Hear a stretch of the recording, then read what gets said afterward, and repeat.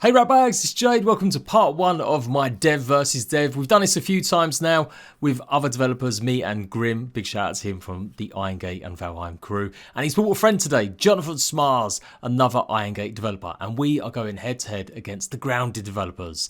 We have got two of the Grounded developers, as well as their community manager dipping in and out to go over the nuts and bolts of both their games. Slight sound issue at the very start, so apologies, but say hello, boys. Hello. Hello. Hello. Of course, Willow would start yapping the minute I was doing that, and I've got her quite loud in my head. I am joined, lucky enough, by Kaz and John.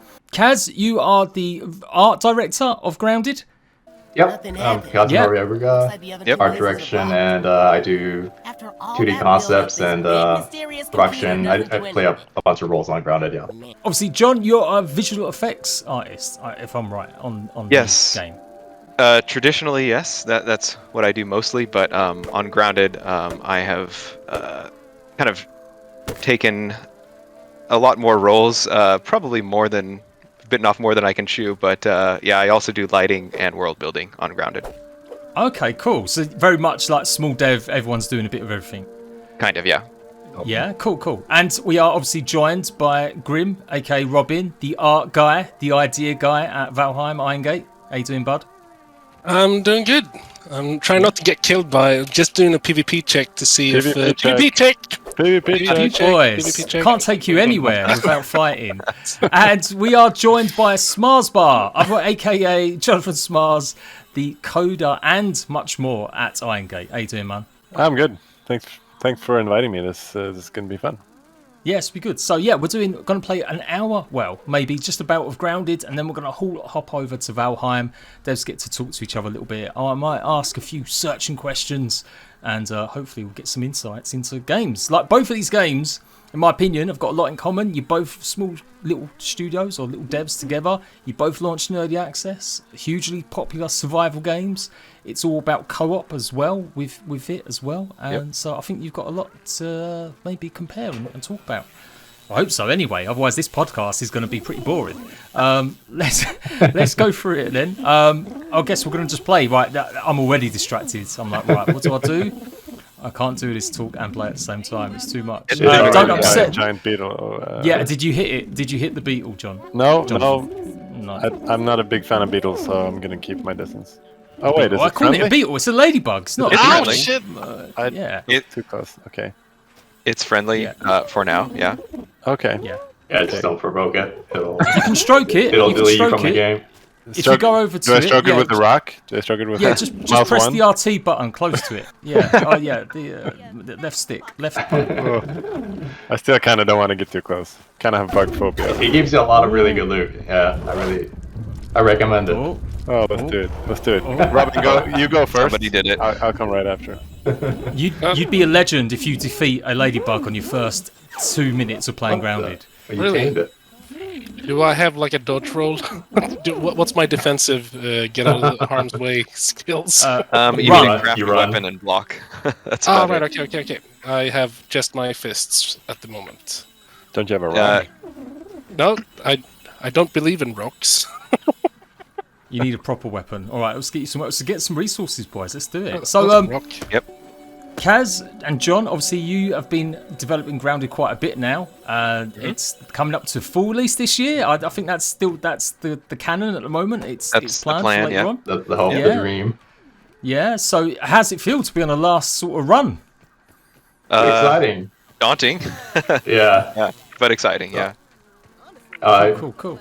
We still got a lot. Obviously, we're Yeah. kind of calibrating internally a little bit, just how much, taking inventory of how much we got left and the time frame we got. So we're sort of in the planning stages right now. But a lot of work has been sort of going on in the previous months as well. Even though we've released other content that's touched on, It's all been like cooking in the background. Yeah, exactly. So while we did the termite stuff, we were still cooking some other stuff. So that's unreleased. Yeah. Yeah, I mean that's pretty cool. So, as I said, you guys are pretty similar. You started out at like what 11, 12 devs, and your own game maybe expanded to like 16, 17. So I think Valheim's pretty much the same, where you started out with just 4, and now you're up to like 10. Yeah. So Yeah, we're slightly bigger than trajectory. that, but yeah. Yeah. So is it nice getting some people in the door to help out and make life a bit easier, or does it just mean that you got more to do now because there's more ideas pouring in? No, so far the folks we've added, they've integrated really well and pretty much immediately started contributing to the game. So I'm really really happy with the folks we've added and picked up along the way. Sure. Do you guys have people like internally from within the studio, or do you like is it new hires? But new hires, and yeah, a lot of them are remote as well. So yeah, we've actually never met in in the office or anything like that. But you know, we communicate over Slack or Teams or whatever all the time. So getting to get to know each other quite well now. No mail. Do you want a spear? I've crafted you a spear, Robin. All right, that's me, right? Yes, that's your name. Like, yeah.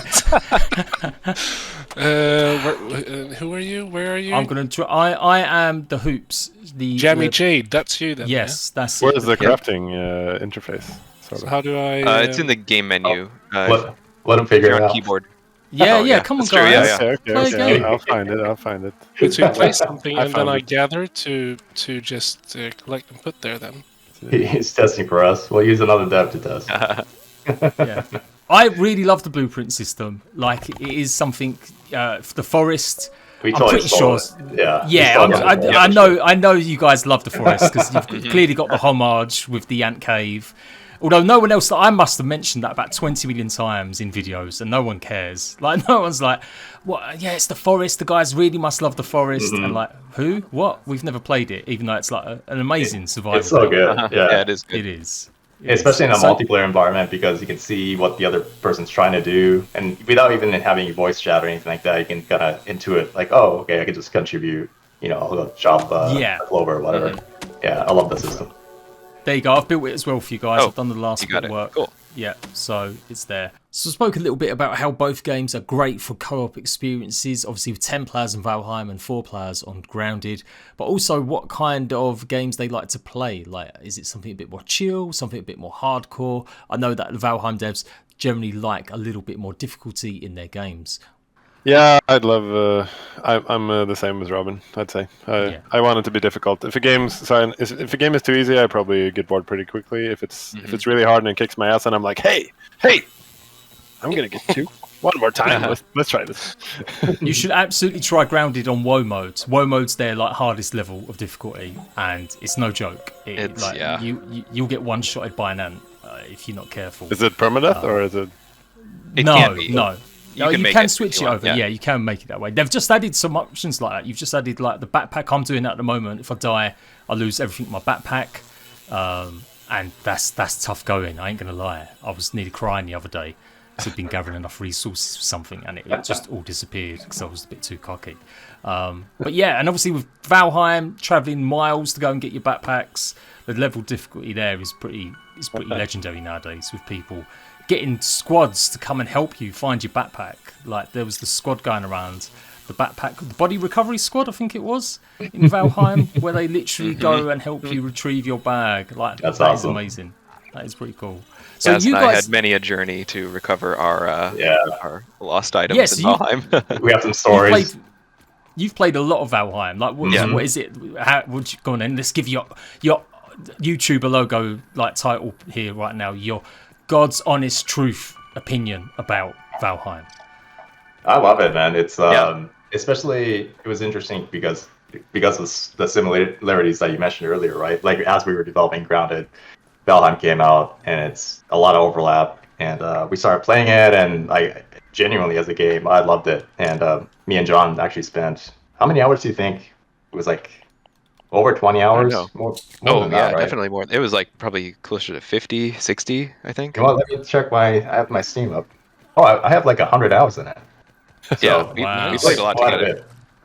Yeah. That's big. And I've got to say, I think from Valheim's point of view, you guys don't have a big history of playing survival games, do you? Valheim is my first real survival game I played.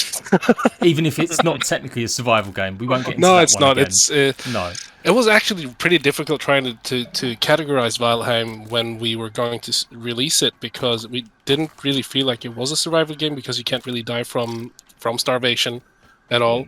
But then we're like, where do we put this? It feels more like a survival game, although it's survival light. I think some people started calling it as well. Yeah.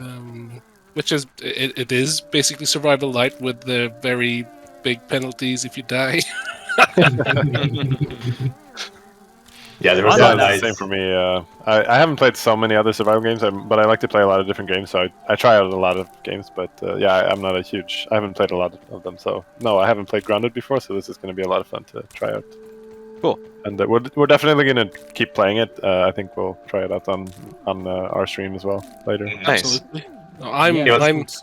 I'm very much in love with the lighting and the environments and everything. This it's actually gorgeous, feels isn't it? like it really feels like you're shrunk down. And I like, appreciate that. looking at all the gradients and everything, and the textures and the subsurface and everything, it's like nice. Yeah, thanks, man. It's- Appreciate it. Yeah. The lighting is amazing, like the fire and the effects, and even on the Xbox, you know, a bog standard Xbox, which I played it on, it's still a good-looking game. Like it is, like, you know, How difficult so- was it to try to get the size and the scale like correct and right? How difficult was it? Was it lots of We trial still and struggle with error? that. Or? Yeah, we sometimes Yeah. still struggle with that, but it was definitely took a lot of iteration. Yeah. Yeah. I've mentioned this in other interviews before, but early on in the process, we had the same yard, basically, same dimensions, same character size and everything, but for some reason the grass just felt like it was like giant grass in your normal size. Like, Right. if that makes sense. Like, you didn't feel small. I'm just a guy, and there's like big stuff around me. Right. And it took a while to, I think it just, part of it was just a lack of assets, so we didn't have enough asset variety for context. So we're just looking at these like green pillars. But the other thing, a big part of it was the ground and how that felt. And a little like discovery or insight we had was the more zoom in you get on like terrain or ground, the more sort of rough and coarse and like almost like a fractal, you know, the more bumpy it becomes. So we put a lot of effort in to try to break up that. And like you know, as you see walking around, there's a lot of dirt clumps and a lot of hills. And John helps a lot with the propping there, trying to make sure that no area is super smooth and too flat, you know. So I think that's part of it. Because I was thing- standing here looking at the big red leaf, the maple leaf here, and I was like, yeah, I guess it would be this kind of thickness when you shrunk down. It is a bit stylized, but it's something I really do love. Yeah, but I like that. For me personally, I tend not to play. I play Dark Souls, which is very gray overall. But I tend to, like, if I do personal projects, there has to be a lot of color. I love color, and just the way that you have the big leaf is. I've been staring at it for a while. It's really nice. Oh, thank you. Yeah, I think you've definitely nailed like the scale and the style that makes you feel like you're basically in the movie.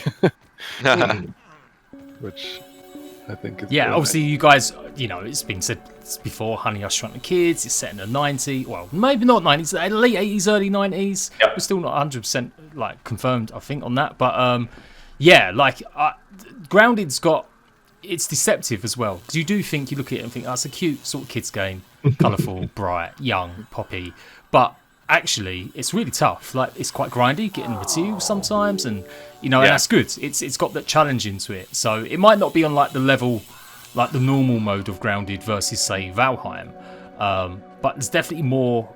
Yeah, there's definitely a lot more to Grounded than I think people realise. Like, and that's why I think I love it. It's my kind of survival. It's not too hard, it's not too long. It's got a self-contained area, and there's basically bugs and stuff. You're gonna get surprised by stuff going around you. I guess the same in Valheim as well. It's that feeling. Valheim's obviously got that exploration and that discovery. I was wondering if you guys ever contemplated like procedural generatedness. Like, I know it's such a story-led game, Grounded, or it will be, but you know, is that an aspect that was ever talked about to make something like that? Early on, I don't think we seriously considered it, but it certainly crossed my mind after playing Valheim, you know, because it was such a cool world that was procedurally generated. So it was, you know, I did have my moments of where I was fantasizing about like building a procedural game. It just sounds pretty fun.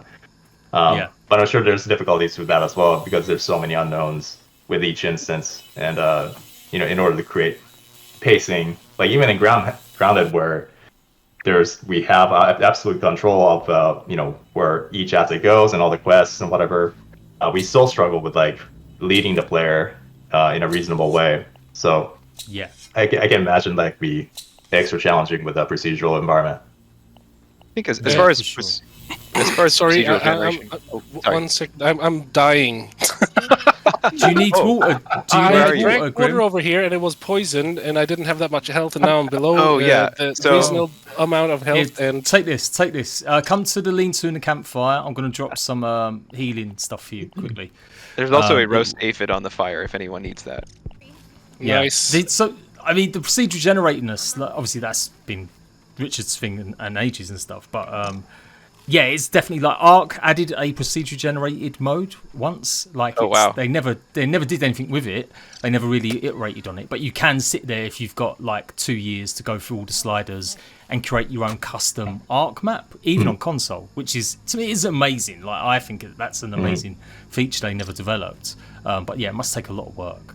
And from your point of view, Jonathan, like you're the coder and you see stuff maybe a bit more. Like, how much stress is it when you have like these giant worlds and stuff going on? Does that take a lot to optimize and stuff?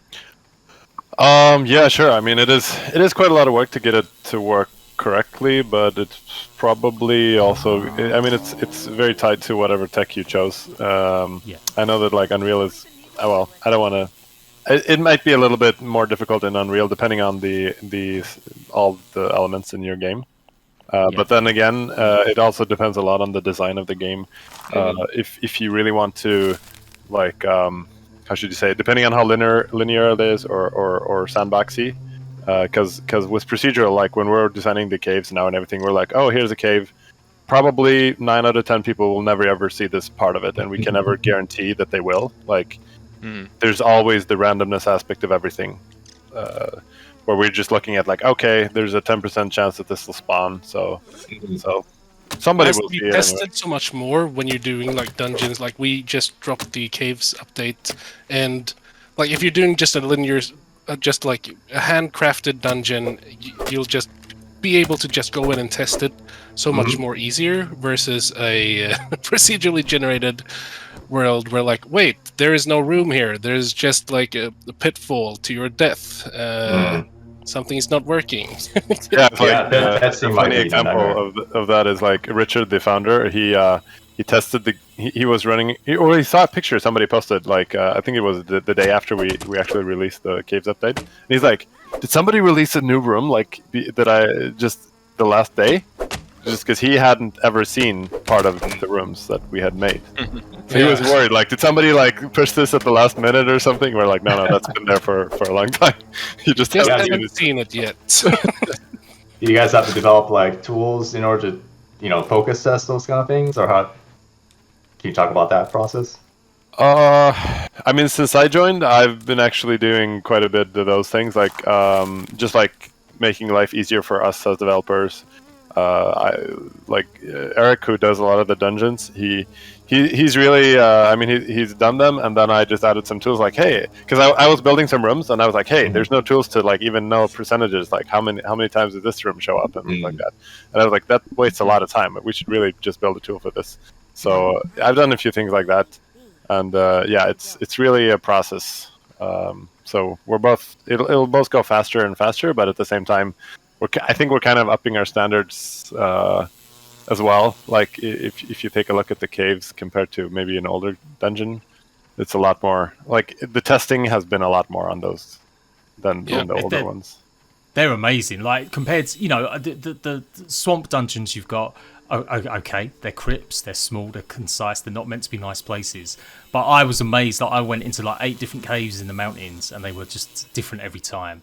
Like they were some of them had stuff that not the others had. So yeah, I could get what Richard meant, where it's like he thought someone maybe's added something because he just hadn't seen all the permutations of it. So there is that. I feel like with Grounded and Valheim, that's the one thing. Valheim, obviously, you don't really have much of a story. It's all it's the lore, it's the stones, it's the intro, it's environmental in that aspect, and you know, you're just sort of guided towards taking on these bosses to prove your worth, I guess, to Odin. But with Grounded, the story's a much bigger focus. Like, and Kaz, you've helped write some of the story, right? Or you're doing more than just that as well? No, I wasn't that involved in the story. Yeah, Kaz and I are sort of peripherally involved as far as, like, you know, just being in the know and throwing out suggestions and things like that. But we're up in the peanut gallery. Yeah. And I guess, is it like, how's it work for pair? Like, I mean, I know Robin, you've got a lot of ideas and stuff, and you said you talk about them a lot of Richard in the past and stuff. So do you guys all have like extra big meetings where you just brainstorm stuff, or is it kind of all set now for Grounded?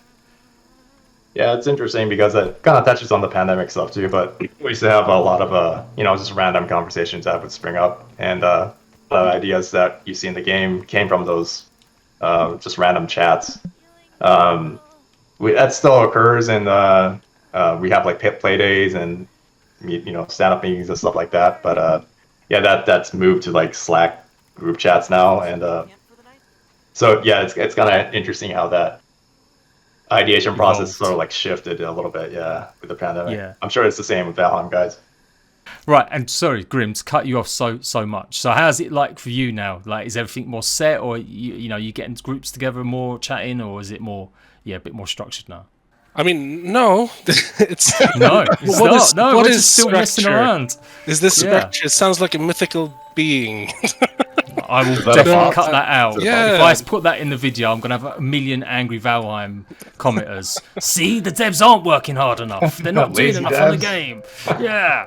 No, but basically, back in the day when it was just me, Richard, and Henrik working, it was just we three, like, doing all the planning and coming up with the ideas for the biomes and everything together.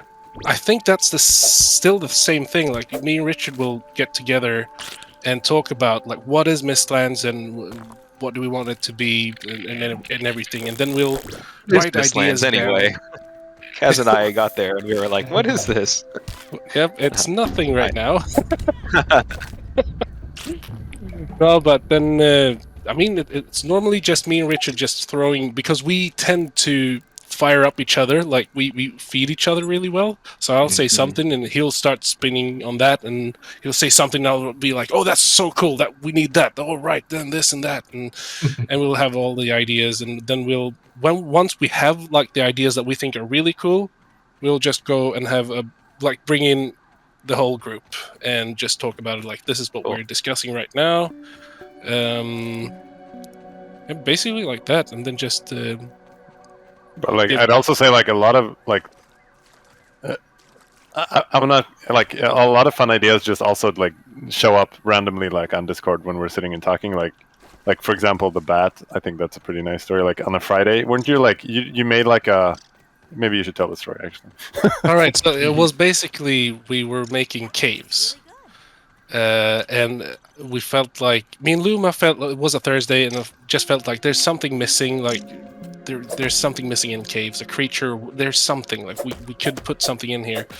And then Richard comes along and says on the Thursday, like, well, if there's anything you think we should put in, just put that, I guess, just make it, I guess. And I saw it like, okay, let's do that, let's make something. And it was like Friday morning, and like, let's make a bat. So we basically just, like, I modeled it and made it in like an hour or something, and threw it to Christopher, like, animated. So he animated it, then threw it in, like, throw it to Jonathan. So it was like a hot potato, just throwing it around during the Friday. So it basically just implemented the bat and everything, and I think it was like 4 hours total or something like that. Yeah. Oh wow. It was like, it was just throw it in there, and it felt more complete. So that was a very unique circumstance, but it was very. I will never forget the Bat Friday. I love that though, because I think the small team actually allows for that kind of thing to happen. You know, bigger productions, there's more. Oh, you know, is it in Confluence? Is it Tract? And it's like with small devs, it's like just throw it in and see what happens. Exactly. So, I love that about the small dev teams. And that's I mean that did a little bit change for us when we scaled up a bit as well, because it used to be like that back when we were just 3 or 4 people, just like, oh, we should try this out. And I would work really close to Richard with because I'm a generalist basically. So I'd work closely with him, like for the animations and everything, and the concepts and everything. But now that we are a bigger team, and it just feels like we have to like produce stuff and get everything in order, and you have to sort it and have some kind of structure. How to check, like, is this done? Can I hand it over to the next person? While when you're a smaller team, you just like turn around and like, Richard, it's done. It'll be, oh great, I'll just pull it then. Great, it's pushed, nice. So it's definitely a big change when scaling up. It feels like it takes so much more time when you scale up. How big are you guys at this time? Sorry if I missed that earlier. We're 10 people right now. Oh, okay. So 10 is big for you guys then. Yeah, 10 is big for us. Like if we would be 20, I'd be like, I don't know how to handle that. That's like isn't like 7 in actual production. Like that's with community managers and stuff too. So. Oh, that's true. Yeah, wow. yeah. So yeah, that's taken into account there. I was going to say, like, you guys obviously at Obsidian, you've had maybe a bit more time together, like the core team. Like I know you've got some new guys now, but you obviously worked on other games. So you've worked on like Pillars of Eternity, is it? Yep. And That's right. stuff like that together. So you kind of know how each other work and you know what's expected sometimes, or to when to give each other more ideas or room and stuff. I guess has it been different doing Grounded though? Because Grounded did feel like it was kind of just like a small little off project that no one had heard of or maybe didn't expect much from. And then as far as I'm looking at it from the outside and reading the interviews, and then obviously Microsoft come and bought Obsidian, and then they just said, yeah, go with it. Like the idea is great.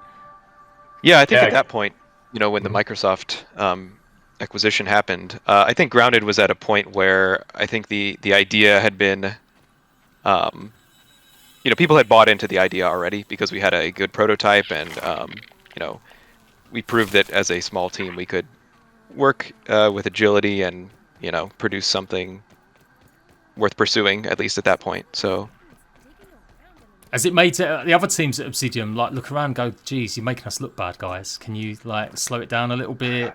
You know, we're such a different in scope and in theme and everything. We're so different that it's hard to make a comparison, but yeah, I think just having worked together as a team prior to the pandemic, obviously, and on previous project in Pillars, that was huge. Yep. Yeah, like you said, like having that sort of bond before going into the pandemic, I think allowed us to sort of thrive and excel even under the pandemic situations.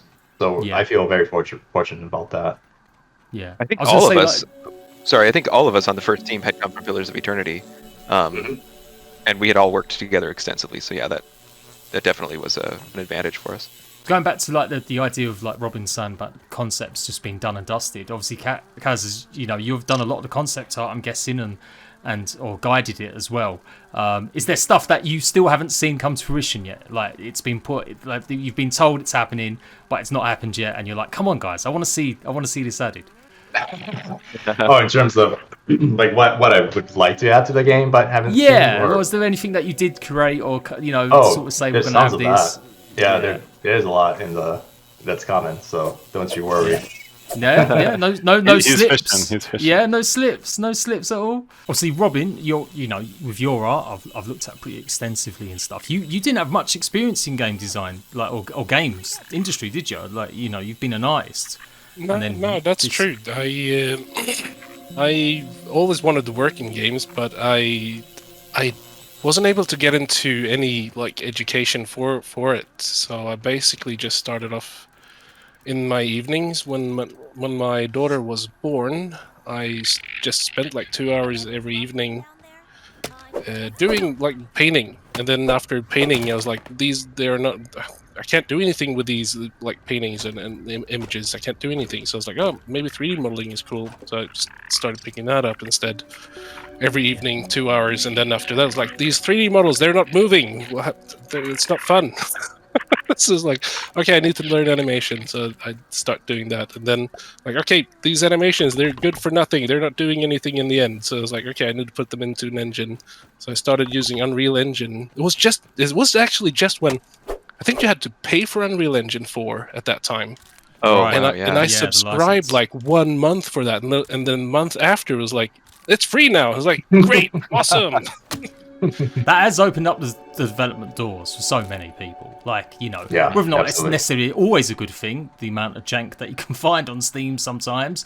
But yeah, anything that opens up or unblocks the gateways to modders or enthusiasts to give it a shot, and then, you know, maybe give them the impetus to either go and study more or, yeah, just carry on working and learn by trial. Yeah. Also, like the thing is, I worked a lot like freelance, but I never got really paid. It was like, you'll get revenue, you'll get like what's not exposure, no, exposure. Exactly. Exposure, Oh yeah. no, Yes, I yeah, got that's the Exposure worst. points. Exposure, Yeah. exposure points. I did all that, and I was like, no, I'm not doing this anymore. And then one day I was just like a job opening at Valheim, and I was like, oh, I'll do it. I'll send my stuff in. It's not that great, and then it was good enough, so I'm happy. Yeah. I mean, so we've obviously the art is very different between Valheim and Grounded.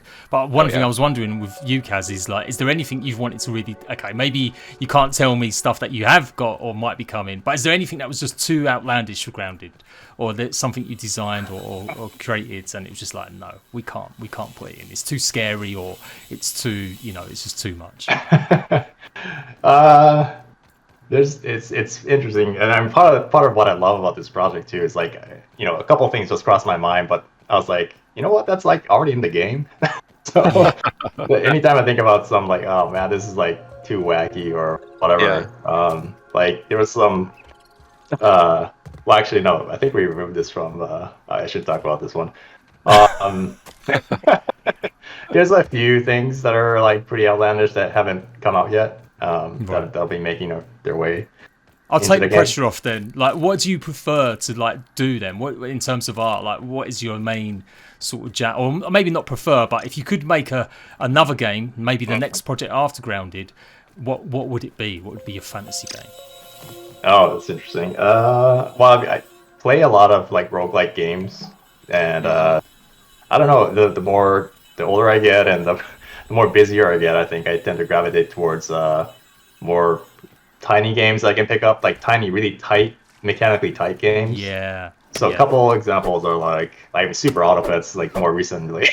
I love that game because I can just pick it up and mechanically it's pretty tight, you know, and it doesn't waste your time by like grinding or anything like that. So I tend to that tends to be my focus these days. So really compact games that don't waste your time. You can pick it up in an evening and just have fun with it, but still has that core, easy to pick up, hard to master sort of dynamic to it. So that'd be my dream game, I think. Yeah. What about the rest of you guys? Well, JD, I was going to say, you were talking about like, you know, the benefits of Unreal and Unity being free and offering so much opportunity in game development, and I think that we're kind of in a renaissance of, you know, with a wealth of innovative indie games out there. There are so many that are pretty amazing concepts, and I agree with Kaz. Like I think that, you know, he's kind of gotten me into this, you know, testing out all these cool and innovative indie ideas, and I think it's great. For sure. Like, yeah, definitely. I mean, in survival genre, absolutely, there's been a massive boom in the last few years, and I guess as Grim says, like, not really. They don't try to class Valheim as a survival game, but you know, Grounded is you know, you can see it's there. You guys have got experience playing a lot of survival, you know, tropes, but the story I think will set Grounded apart. You know, there's lots of survival games that kind of just become the same sort of stuff, and it's very similar. But I think once we see the completion of the story, it really will make Grounded another beast. It'll be offer something different. I mean, obviously, both games are massively successful. Was that a surprise that, you know, when you hit the 10 million players, or even I think you hit like 3 million in the space of like a month or 6 weeks or something like that. And I guess for Valheim, that was a surprise. I know for you guys it was, you know, absolutely. way more. Oh yeah, totally. Yeah, no idea. Yeah. And you know, when we first launched, a lot of streamers picked it up, and so just seeing those numbers on the streams, you know, like just 20,000 people on a stream or something like that watching our little. I mean, it was barely like a, not a vertical slice, but I mean, you know, it was like a tiny game at that point. So we were kind of nervous watching it, you know. There's still some bugs there, and there wasn't a whole lot of content. So, but you know, just seeing people figuring it out and having fun, like that was like so rewarding, and it's such a boost to morale. Yeah, for sure. And Valheim, obviously, Robin, I know I didn't get to go over your fantasy game or yours, Jonathan. What do you reckon to you? Like, what would you do now if you could? I know, Robin, you work on a few little projects, and Jonathan, you do quite a bit of like 3D sort of pixel art or indie stuff as well, don't you? Like, you've got a bit of a hankering for that. Yeah, actually, I worked as I was only a 3D artist before. I started out as an artist. I was working as a modder, and then I worked at DICE. And then I was a contractor for art, and then I moved over to code. So yeah, I do a little of each, but yeah, I also do a bunch of like smaller game jam style games by myself now and then. Cool. That's cool. But yeah, now I'm working. I have 3 kids, so I don't. Sadly, not enough time to do like personal projects at the moment, but you get back to it. Yeah, you guys obviously, I know we spoke about it before, Robin, but yeah, it was a mad thing seeing Valheim go from you expected maybe 1 million within a month to like 1 million after 3 days or whatever it was. Was it more it was more like I thought it was I was hoping for 20,000 for the first year. Right. Then it just took off. That was my big wish was like, I hope this goes well. Push the button and see what happens. And it didn't actually take off that fast in the beginning. It was more when I think Twitch had a lot to do with it, and the just word to mouth. I don't know. Yeah, for sure. Valheim was a bit more like. To be honest, I knew Valheim's coming. I'd seen Richard tweet about it months beforehand, and I know a few other streamers, friends of mine, had played the original Fade. And so they were excited, but no one was like in the survival genre out of all the big creators going, wow, yeah, Valheim's going to be the biggest thing ever. Like, I don't think anyone really thought that. But with Grounded, because you did have the Obsidian name on it, I think there was probably more expectation on that, even though it was, you know, it's a game preview game. It's clearly not going to be a finished project. There was a lot of expectation, maybe, even from a small team. From the outside, anyway, looking in, there seems to be more buzz about Grounded's launch. We definitely benefited from that, for sure. Yeah. And I thought what was cool with Valheim was that, you know, word of mouth, obviously, and then once you had the attention, the initial sort of surge, like you had enough gameplay in terms of like game loops and just content to get through to hold that interest and really capitalize on that. So I thought that was something that we liked a little bit on our initial release. You know, the theme and everything was cool, and the world looked kind of polished, but as far as like content went, it was kind of like you exhausted it in like a couple hours. So that was something that, you know, in retrospect, I wish we had a little more, but I mean, that's how game development goes. So happy you guys were able to, you know, capture that initial surge and then like stay with it, you know, and grow with it. So that's pretty cool. I mean, we thought that we didn't have enough content for releasing on early access, but I mean, we were just like, I don't know, it just felt so scary releasing it into the wilds of the world and the internet, like, because people that we met with, like, because Valheim has its very distinct low-res art style, a lot of people, when we showed screenshots to people, it doesn't really make it justice, and you could see them going like, "Wow, cool." When are the graphics going to be updated? Yeah, exactly. Like, are you going to update the graphics? And they're like, "No." Yeah. You're like, oh, cool. But I love Valheim for that. Like I have said it. It. I can sit in the glade and just feel that warmth of the glow of the sun, the haze, or when it's misty and it's just enveloped. Like I don't know if that's something that Rich has just picked up from Unity Store. I'm sure it's not. But man, if he's licensed that as people can put it in their games, it would make millions because it's so atmospheric. The way he makes the game. My point was, like, because of a lot of people saying that, and I felt like, oh no, do we have to feel ashamed of the game? What's going on? I thought like, okay, we're not going to be a success, or we're not going to get the amount of people buying the game and everything. So it was very nervous. But once people got killed by trees. That took off. That was the meta. That was the Twitch meta, getting killed by a tree. But yeah, for sure. Like I think it was. I was lucky enough to get a head start with Valheim because of that. Like I basically crept into Lisa's DMs and I managed to get a key, and then I played it for maybe a couple days before release, and then it was maybe 3 or 4 days that the biggest Twitch streamers and tubers, even the survival ones, started covering it a bit more, and then it just went turbo. It just went mad. It's just been great. It's been good. So I went round the houses asking about content, and basically we've been speaking a little bit, me and Grim, about the need for content and is it a challenge. And so I asked that to the Grounded devs and the Valheim devs about getting enough content for the game once the game's gone live. Is it a challenge? Is that a question for me?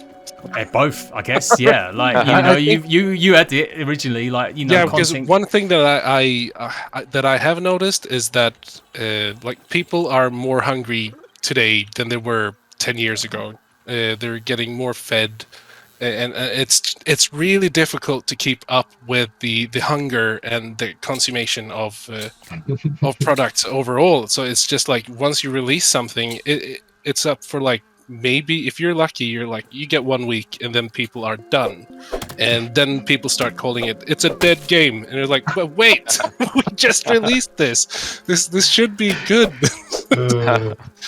Yeah, and I tried to.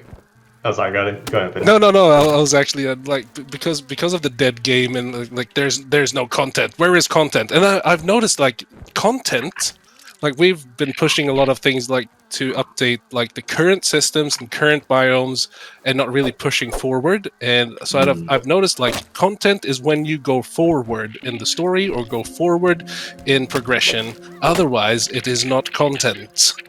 Right. People want new things, not necessarily polished sometimes. We kind of ran into a couple updates like that too, where we focus on, some housekeeping and tidying it up, and we didn't release as much sort of, like you said, like forward, new content, and I think we had some similar feedback from the community, but it's a difficult beast to tame. But how do you how often do you release like updates or bigger updates or updates overall, like content updates? Want to talk about that, John? Yeah, sure. I mean, it seems like, well, in the beginning we were planning on doing a 1 month release cadence, and that was just way too much for the team. It was so grueling, so we switched over to like 3 to 4 months, I guess. We've had a delay on a couple of our updates, but that seems to be a good pace, and based on the reception of our last 2 updates, that seemed to be the right decision.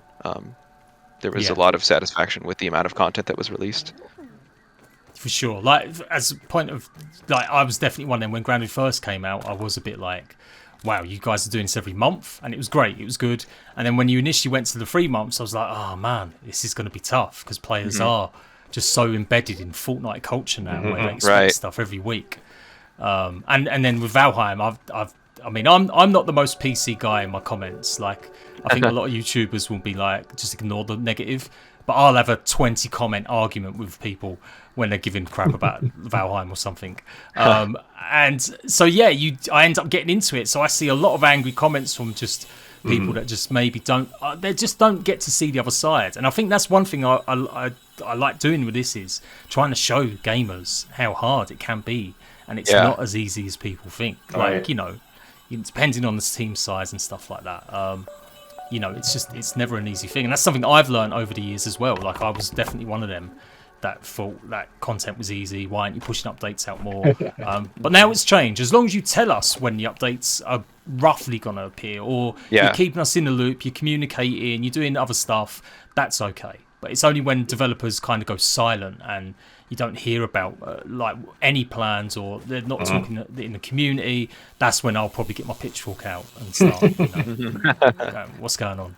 As a dev too, you just get a thicker skin over time as well. I had that. I went through that with Pillars and everything, because Pillars was a bit more open as well in terms of transparency. It was a Kickstarter project, so we had a lot of community feedback. And don't get me wrong, like the majority was like super positive and not even positive, just like really useful for us, like constructive criticism and stuff. And it, you know, you hone this eye for like, okay, this guy's just gonna be toxic or whatever. You know, you learn to filter a lot of that out, and like kind of extension of that, you know, for when we talk about actual game balance and or talk about is this enough content or the content hunger aspect of things, like we tend to we have an understanding that there are definitely people who spend a lot of time playing our game. They have like these massive castles and like, you know, this treasure trove of loot, but we try to temper that so that we don't build a game around that. You know, that's not our sort of like average player experience. So it's always like we have to kind of put one filter, right? It's like, okay, a normal player is not going to have this much loot or, you know, like a freaking castle. So that's always an interesting calculation we have to make. Yep. And I think you guys have struggled a bit with that, like, you know, it's still raw and new to Valheim. Sometimes if you see the comments or stuff, even though it might only be 1% of the populace, which it clearly is. When you see your Steam review scores, Grounded's on like 90%, Valheim's on like 95, 96%. So that heartens me. But yeah, it still takes a few scans of a few YouTube videos sometimes. You're like, God damn it, what is wrong with people? Yeah, no, but I think like one of the things that I think that we just want to do at Iron Gate is just, I mean, you only actually get one time to release something nice.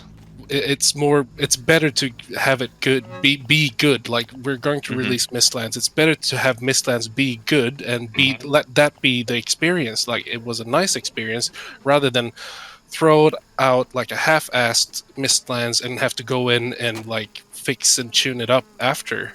Because that's something you can always do later, but you only get to release something once. Basically. Yeah, right. So it's better just to take the time. And I understand that like people they want to play, like the hardcore fans, they really want to play the game, they really want to continue forward, and we wish we could.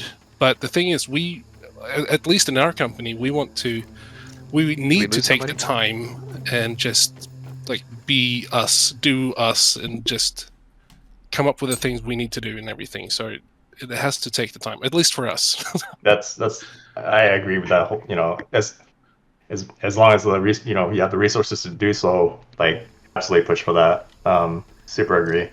So how do you guys feel about, because I normally, when we release an update, I go out to YouTube and I go out to the normal channels and I have a look at what people have to say.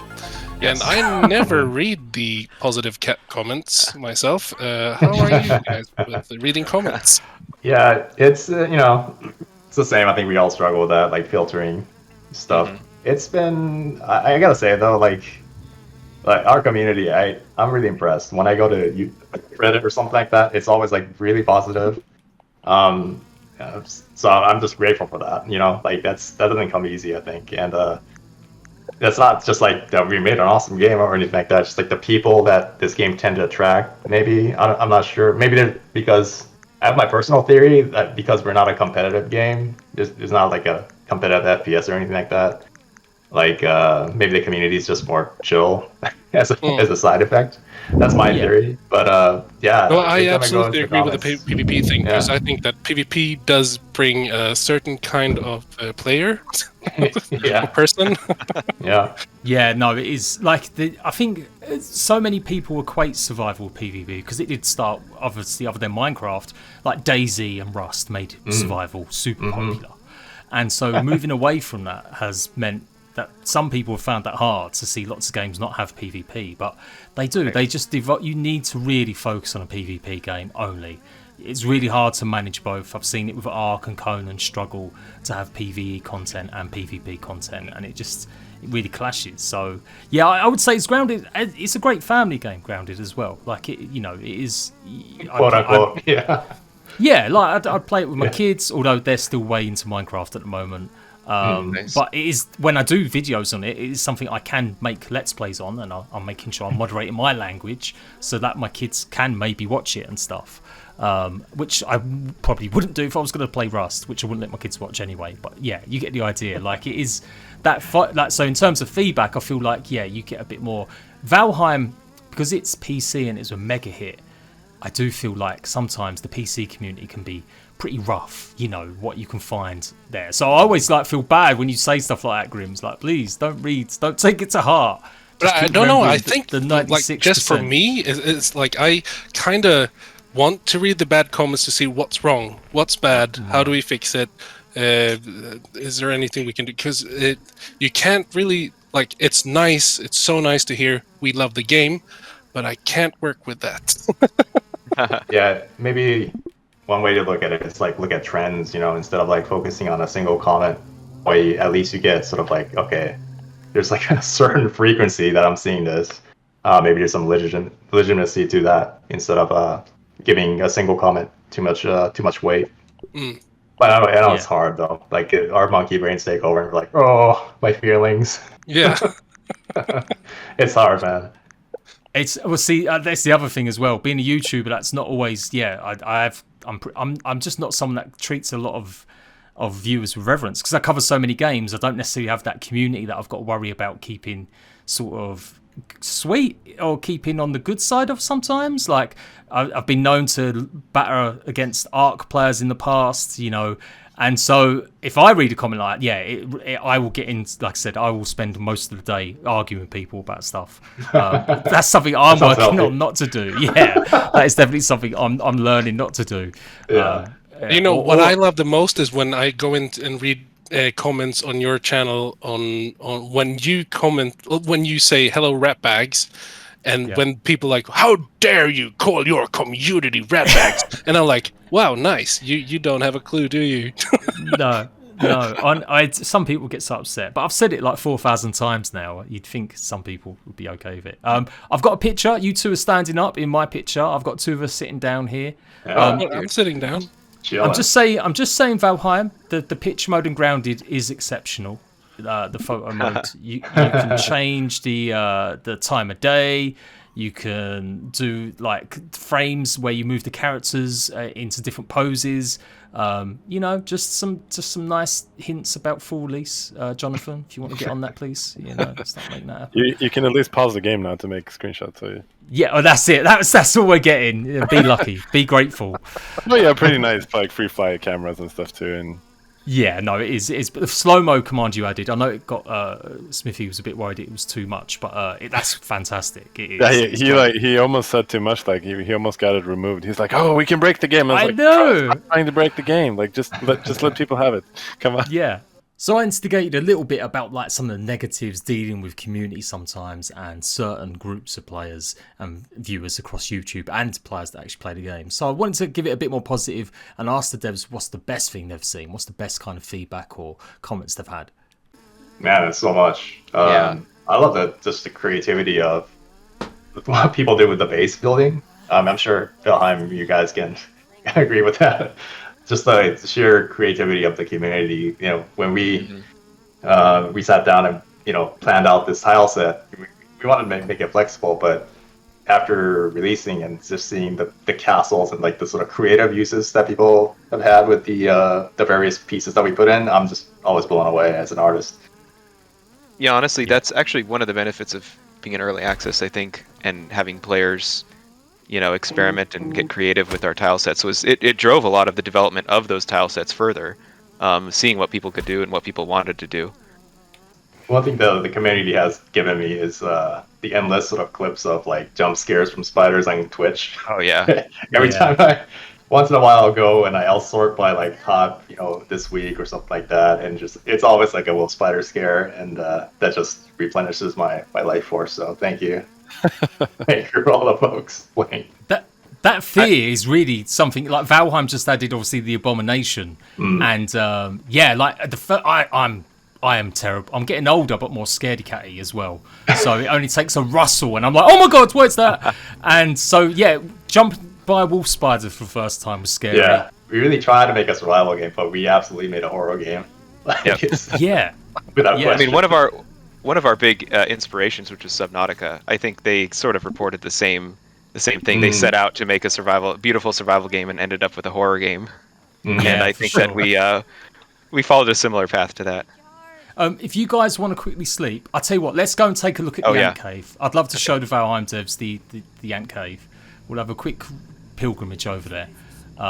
Is that still hard, like with the player base? Like I said, I do feel like Grounded's a bit younger, and obviously, like you have to be a bit more careful about leading or breadcrumbing the player base than maybe Valheim will. Yeah, totally. We spent a lot of time in the tutorial phase of the game just tuning that, and that's one thing that we touch on later. But like with Microsoft acquisition, with that came additional resources that we had access to. So we have like an internal testing group that will periodically sort of review the game and give us feedback on like how the onboarding process is and where people are getting lost, that sort of thing. So we've that was a huge help for us.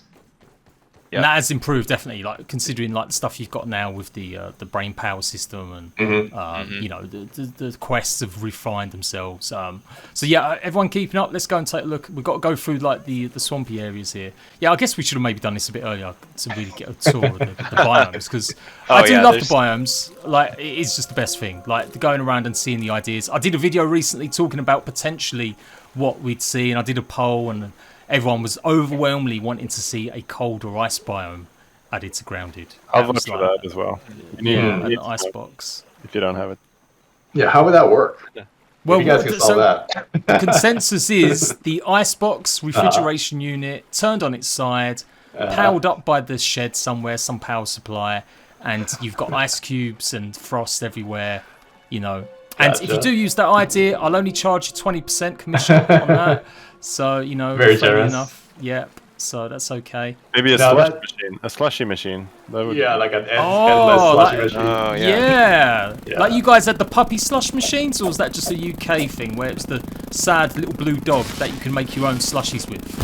I don't know if that was just like there was a machine you could do it in the 90s as a kid where you would put the ice in yourself and you'd get these horrible sachets of sauce and you'd put the sauce over it and you'd make a home one, but the ice it was meant to grind the ice up, but it never would do it very nicely, and it was just awful. And it was one of them things you got given as a kid because you were so excited, but with an instant disappointment that it never did the actual job of what it should.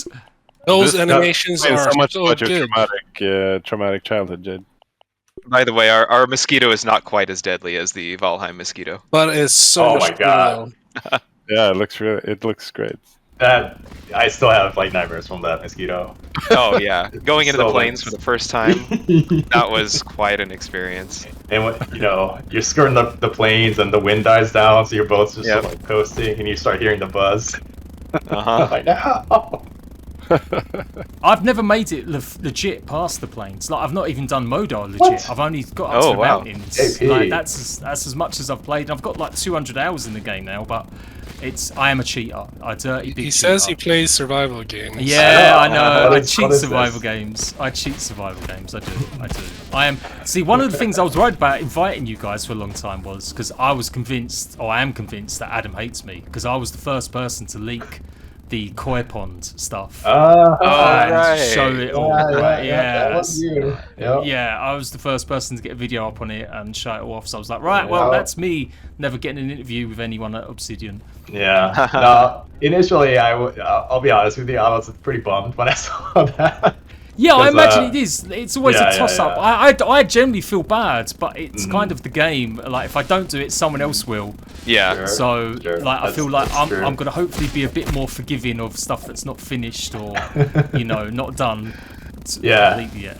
There's someone on the dev team, because I talked about it with some devs, like, oh man, it's kind of a bummer that all the pond stuff got leaked. But, I mean, for one, it's like on us that the data was included.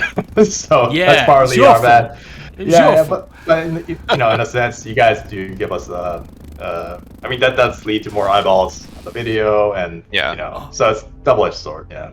Slight technical issue there, but I asked devs about the progression because I really enjoy the fact that you need certain bug parts and then you don't discover tools and weapons and stuff until you get them bug parts. And likewise in Valheim, the progression relies on you getting new resources before you can make the new weapons. Whereas other games, sometimes they rely on just choosing what you want from a menu straight away, and it's not really as much about progression.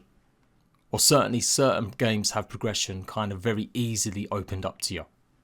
Resource design is really kind of challenging in our game because our scale, when you look at like Rust or other human-sized like regular survival games, there's like a plethora of, especially like a post-hoc setting or something like that, there's like so much junk that you could use for crafting purposes. And with grounded, you're kind of dealing with like a lot of rocks and sprigs and plant matter, natural resources. Yeah, and then rocks. So adding bugs was huge. Like the bug parts, that was I believe Andy Art's push for that. That was a great change.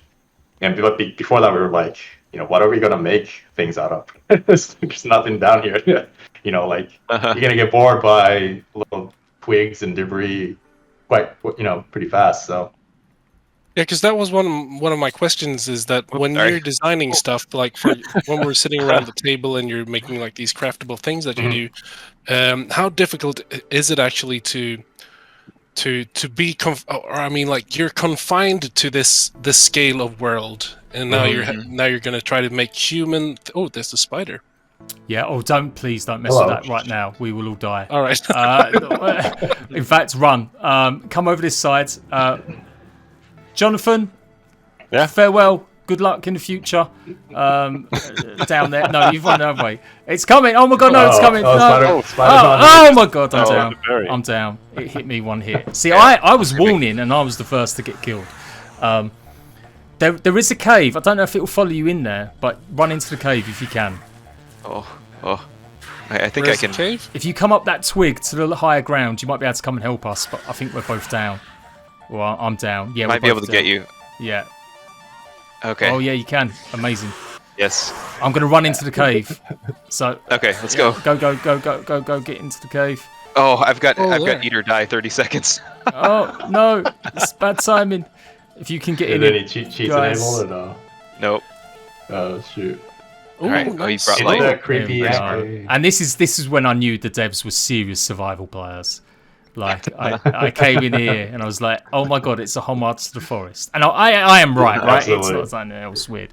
But yeah. Stop doing a Q&A when the spider's hunting you now. Yeah. what was you saying? What was you saying? Moving it up. Yeah, Grim, you talk about like bug parts and stuff and like progression. All right. Yeah. No, I mean, how it must be really difficult, or is it how difficult is it to come up with new things when you're in this world and set to this scale and is it difficult or is it easy, like trying to come up with things? I would say it is inspiration pretty comes difficult. Yeah, like especially at the beginning, I would say, right, John? Like when definitely. When we're just trying to nail down, like what is what. Like we didn't know what you could craft or what you can craft out of, and one of those things have to be defined first. Like the resources or the items. Eventually, it sort of kind of came together organically, but and once we had a sort of rhythm going, I think we can extrapolate from that, like blueberry leather or gum came later, but getting that train rolling was like pretty tough. Yeah, early on we had we didn't have sprigs, we had like sticks, but at one point we were thinking like it doesn't really make sense to find sticks that are this. I mean, characters are supposed to be like centimeter tall, right? So it doesn't really make sense to find sticks at that scale, so we ended up coming up with these like tiny really sort of microscopic plants like sprigs, and that's what we landed on. There was a lot of just like brainstorming, trying to come up with ideas that would both make sense but also be fun from a gameplay standpoint. And it was so tempting to lean into like more generic stuff that makes the dev's life super easy, like wood or more abstractable things. Metal. And but we tried our best to resist those urges and try to pick things that really support and reinforce the scale. Yeah. So that was tricky. Whether we succeeded or not, I'm not sure, but there's spoken for Grounded how tough it was to get things to scale in the past interviews, and that they don't always beholden to it completely. Obviously, it's more or less to scale, but they don't always get the centimeters exactly right. And so I equated that with Valheim and sometimes borrowing heavily or maybe sticking more strictly to Viking lore, Norse mythology, and how that all works. Yeah, like one of the early concepts was a character. Or it wasn't an early concept, but there was an idea once of having a character use one of those like cocktail umbrellas as a glider, But if you look at the scale of that thing, that thing's like, you know, It's massive. 5-6 times as big as the character, so it wouldn't really work. Yeah. Or you even using a toothpick as a sword and a bottle cap as a shield, like that was sort of a classic one. But those things are way too big. It's just too massive. Yeah, we had a. Oh, sorry, go ahead. We're about to all get eaten. Yeah. Uh-oh. So maybe a good time to switch over Sacrificial. to Valheim. Let's go out in a path of glory for Odin and Wendell. Came upon a disaster. Oh, rip. I'll save you guys. But also, which so when you started out, as this is Unreal, which version did you start out with? 4.19 4.18, or 4.19, something like that. Yeah. And was what are in you the up to teens now? somewhere. Do you keep up to date with the current version? Or? Yes, we're on 4.27 right now, which I think Yeah. is the current. But yeah, we'll stay with 4. So how much does that help you guys out? Like when you're updating, is that a hassle for you guys? Like, or I does don't have that to deal with work? it because I'm an artist. But, Yeah. yeah, the programmers handle all that. Yeah. And it hasn't been too disruptive for us, and we're not hedging our bets on, or like we're not like betting on some feature coming down the lines or anything like that. So we're just sort of, passively upgrading. Was there anything that since you launched on 4.19 that you got in Unreal that you feel like this was really, really handy for us as a developer? Or That's a good question. Yeah. because sometimes it feels like you update, like when we're using Unity, sometimes I don't even understand why are we updating? Jonathan, why? Because Unity doesn't support our version. So No. if we ever want to have a patch from them, eventually we have to move. That's Right. why we're Alright, always on the last one. Okay. Same philosophy with us. Yeah. So there you go, that is the end of part 1. In part 2, you're going to see the Grounded devs play Valheim with, obviously, the Valheim developers, as we muck around, talk more about the hardships that maybe the pandemic has caused, but also some plus points that have arisen over the games industry over the last couple of years, and a lot more. So go and check it out. It will be out in the next couple of days. Make sure you subscribe to the channel, and if you want to see a more shortened version for more grounded info, you will see a highlights video on my second channel, JCraft. Thanks a lot. Big shout out to developers. Really do appreciate them taking their time out and hearing me ask the most long asked questions ever, and hopefully we'll be doing this again with either maybe same developers or new developers again as well. Until next time, I'll catch you at bags later.